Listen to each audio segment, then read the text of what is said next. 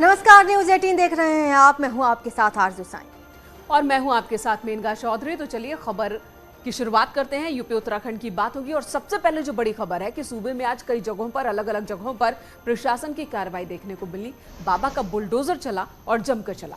चलिए हम आपको 3 जगहों की तस्वीरें दिखा रहे हैं। ये तस्वीरें हैं राजधानी लखनऊ, मेरठ और बरेली की। लखनऊ में समाजवादी पार्टी दफ्तर के पास स्थित झंडे बैनर की अवैध दुकानों पर बुलडोजर चला है। तो वहीं नगर निगम ने कई दिन पहले ही दुकानों को हटाने का अल्टीमेटम दिया था। मेरठ में अवैध निर्माण पर नगर निगम का बुलडोजर गरजा। नगर निगम की टीम ने नाला पटरी पर अवैध रूप से कब्जा कर बनाए दुकानों को बुलडोजर से ढहा दिया। और इस दौरान दर्जनों की तादाद में मकान और अन्य अवैध कब्जे जमींदोज किए गए। उधर बरेली के नेशनल हाईवे 24 पर बने अवैध ढाबों और होटल्स पर बीडीए का बुलडोजर चला है। तो इस तरह से कार्रवाई हुई। होटल और ढाबे हाईवे के किनारे बने हुए थे और ये अवैध रूप से बने हुए थे, जिन्हें हटा दिया गया।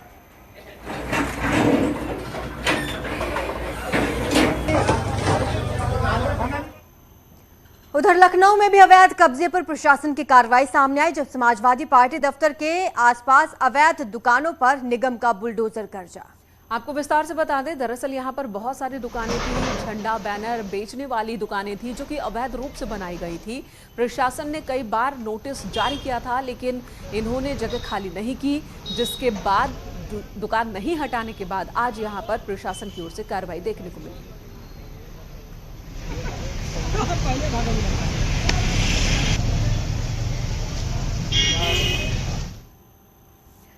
उधर बरेली में 1-2 नहीं बल्कि 12 से ज्यादा अवैध होटल्स और ढाबों पर कार्रवाई देखने को मिली है। यहां पर भी प्रशासन का बुलडोजर चला है। NH 24 पर ग्रीन बेल्ट में बने थे ये होटल और ढाबे।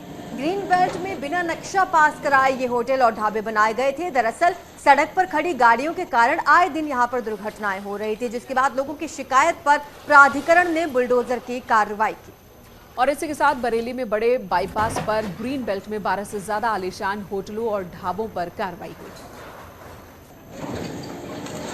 NH पर जो ग्रीन बेल्ट है, बरेली विकास प्राधिकरण की जो प्रवर्तन टीम है उसके द्वारा ये कार्रवाई की गई है। उसमें जितने भी अवैध ढाबे ग्रीन बेल्ट में बने हुए थे और जितना भी वहाँ पर निर्माण था उसको एक विस्तृत कार्रवाई के तहत हटा दिया गया है। लगातार ये तीसरे दिन भी आज कार्रवाई चल रही है, जिसके तहत 10 से 12 ढाबे और जितने भी वहाँ पे इस तरह के परमानेंट निर्माण किए गए थे उनको तत्काल रूप से हटा दिया गया है। उधर मेरठ से भी ऐसी तस्वीरें सामने आई, जहां पर अवैध निर्माण पर बड़ी कार्रवाई की गई। जली कोठी और बागपत रोड इलाके में अवैध निर्माण को ध्वस्त कर दिया गया है। यहां अवैध तरीके से बनाए गए मकानों पर प्रशासन का बुलडोजर चला। इन इलाकों में सड़क का हिस्सा कब्जा कर अवैध निर्माण किए गए थे, जिसकी वजह से लोगों को परेशानी भी हो रही थी। अब लेकिन ध्वस्त करने के बाद, अवैध निर्माणों को हटाने के बाद लोगों को जाम से भी राहत मिलेगी।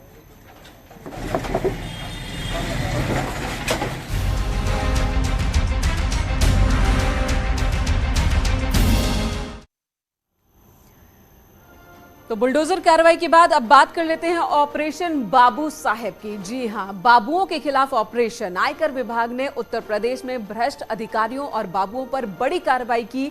आयकर विभाग ने लखनऊ और कानपुर समेत 22 ठिकानों पर छापेमारी की। सूत्रों के मुताबिक करीब 1.5 दर्जन अधिकारी और बाबू रडार पर है। लगातार छापेमार कार्रवाई जारी।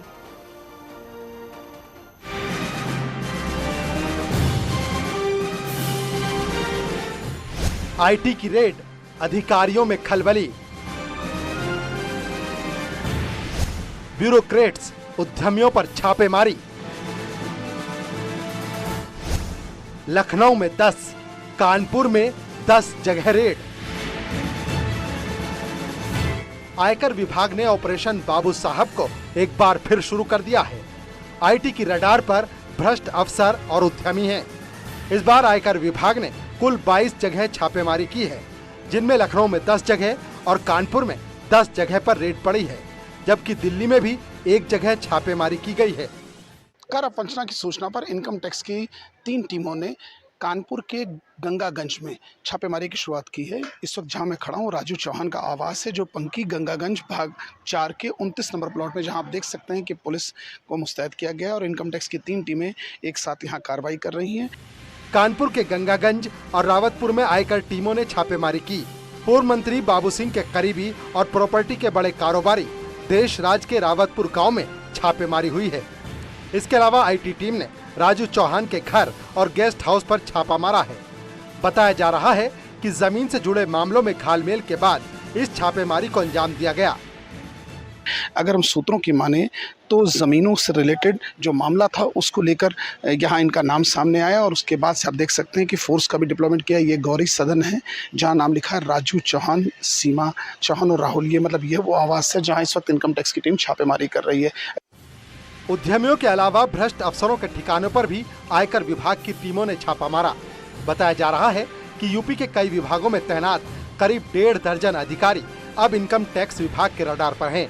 जिन विभागों पर आयकर की नजर है उनमें उद्यमिता प्रशिक्षण संस्थान संस्था, उद्योग विभाग, यूपी इंडस्ट्रियल कंसल्टेंट लिमिटेड, उद्यम विभाग के साथ कुछ प्राइवेट इंडस्ट्रियलिस्ट भी आयकर की रडार पर हैं। कानपुर और लखनऊ में पड़े छापे इसी कड़ी का हिस्सा हैं। जिन अधिकारियों के आवास पर छापेमारी हुई उनमें ब्यूरोक्रेट्स डीपी सिंह का नाम भी शामिल है। कानपुर में डीपी सिंह के घर छापेमारी हुई है।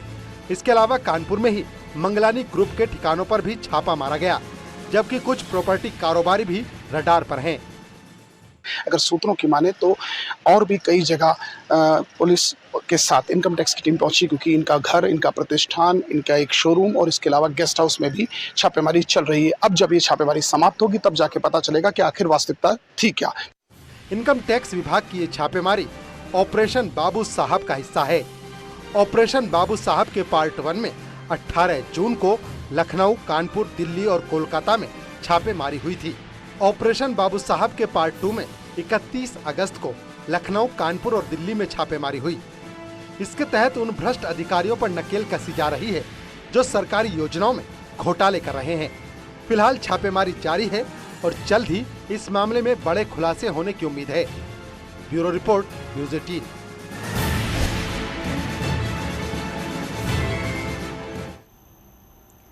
एसबीएसपी के नेता ओम प्रकाश राजभर ने अपने कार्यकर्ताओं के साथ मीटिंग की और बैठक में करो या मरो का नारा दोहराया है।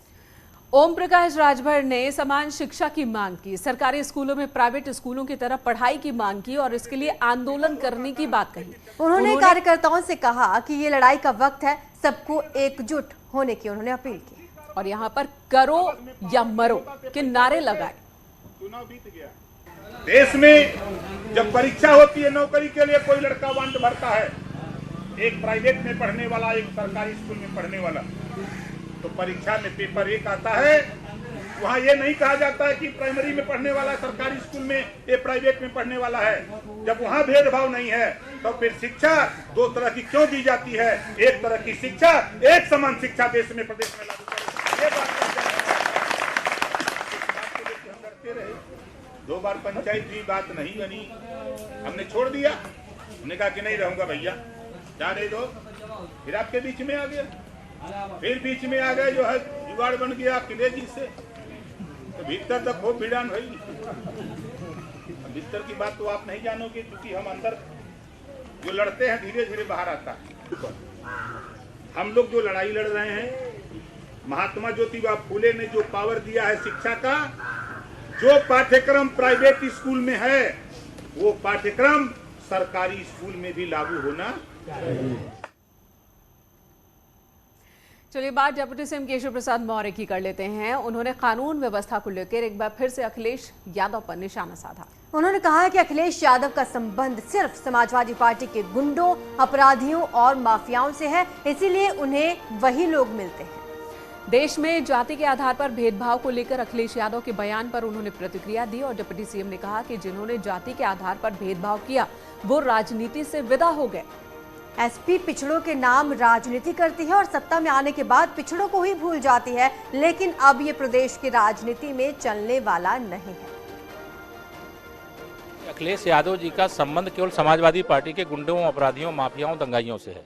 इस कारण से उनको वही लोग मिलते हैं, उनके खिलाफ कार्रवाई हो रही है। बाकी आम जनता एकदम प्रसन्न है। अखिलेश जी कह रहे हैं कि सबसे ज्यादा भेदभाव भारत में देखने को मिलता है, वो भी जाति के आधार पर। जाति के आधार पर जिन्होंने राजनीति किया है वो विदा हो गए। सर, इसके अलावा एक सवाल जो आपने ट्वीट किया था उस पर उन्होंने कहा है कि ये बैकवर्ड कम्युनिटी के बैकवर्ड लोग हैं और ये पेड डिप्टी सीएम आपको बोला है उन्होंने, क्या क्या कहेंगे? मुझे कुछ कहना नहीं है, उसका जवाब जनता उनको देती रहेगी। वो केवल ये समझते हैं पिछड़े वर्ग के नाम पर वोट लो और सत्ता पा जाओ तो बाकी पिछड़े वर्ग को दूध में पड़ी मक्खी की तरह निकाल कर फेंक दो। अब ये चलने वाला नहीं। प्रधानमंत्री मोदी का जन्मदिन आ रहा है और ऐसे में बीजेपी देश भर में कार्यक्रम आयोजित करेगी। 17 सितंबर से लेकर 2 अक्टूबर तक ये कार्यक्रम 15 दिन तक आयोजित किए जाएंगे। कार्यक्रम के तहत रक्तदान शिविर, दलित बस्तियों में सेवा के कार्यक्रम और सफाई अभियान जैसे आयोजन होंगे।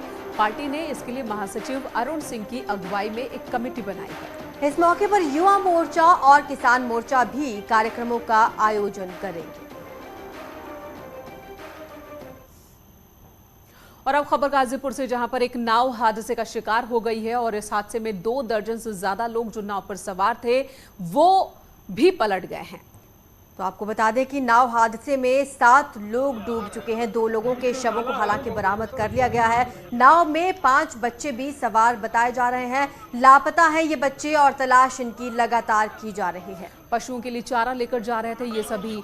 रेवतीपुर थाना क्षेत्र के अठठा गांव के पास ये हादसा हुआ है।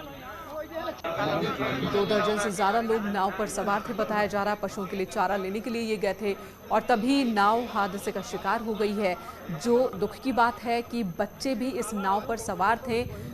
मनीष हमारे सहयोगी इस वक्त हमारे साथ फोन लाइन पर मौजूद है। मनीष, इस हादसे के बारे में बताएं और अभी की स्थिति क्या है? कितने लोगों को बाहर निकाला गया, कितने सुरक्षित बचे हैं और कितने लापता हैं?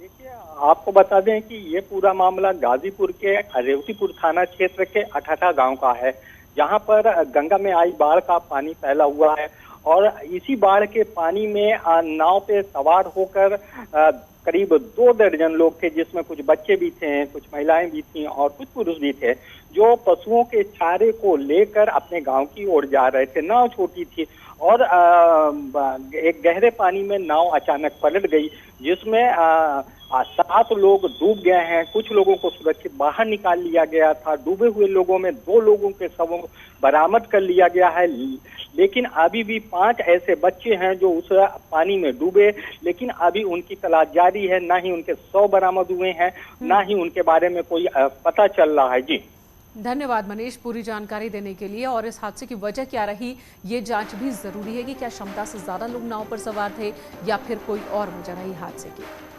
तो फिलहाल वो जिक्र कर रहे थे गुटबाजी की, लेकिन गुटबाजी की तस्वीरें ही देखने को मिल गई जी।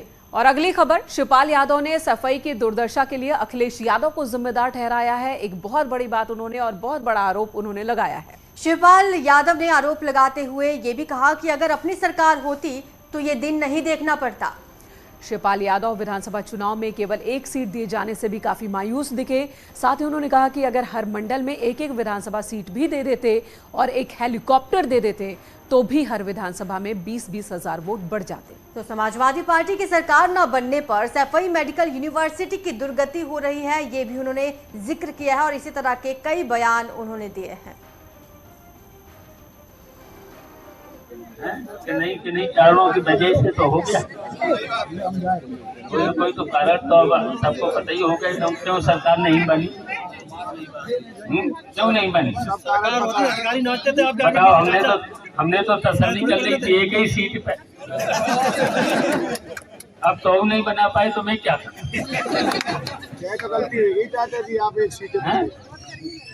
दी नहीं, मैं क्या करता? मैंने तो मांगी तो बनिए जाती, बन जाती बस। और नहीं बन जाती अगर मुझे जिम्मेदारी मिल जाती। अगर हम तो चाहते थे केवल हर मंडल में 1 सीट दे दो और एक हेलीकॉप्टर दे देते। बताओ, सबसे अपील करते तो कम से कम 20-20 हजार हर विधानसभा में वोट बढ़ जाए। तो शिवपाल यादव ने किसानों और आम लोगों की समस्याओं को दूर करने के लिए डीएम से मुलाकात की।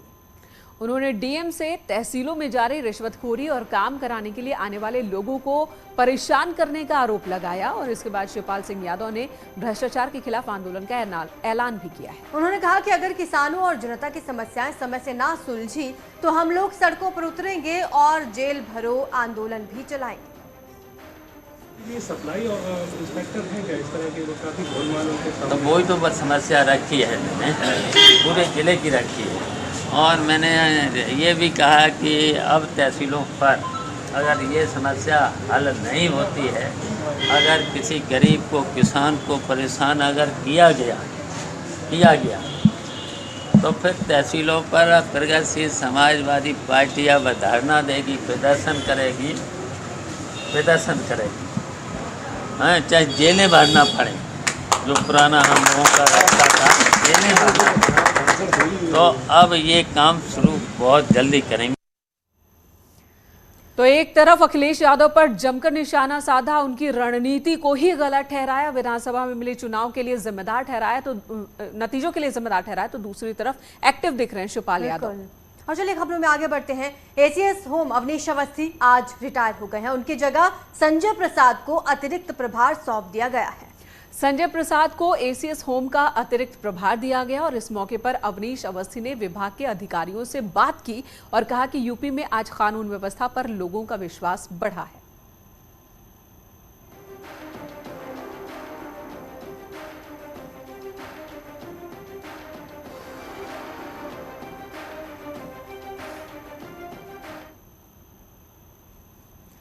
तो योगी सरकार में मंत्री असीम अरुण ने कानून व्यवस्था को लेकर समाजवादी पार्टी पर जमकर निशाना साधा है।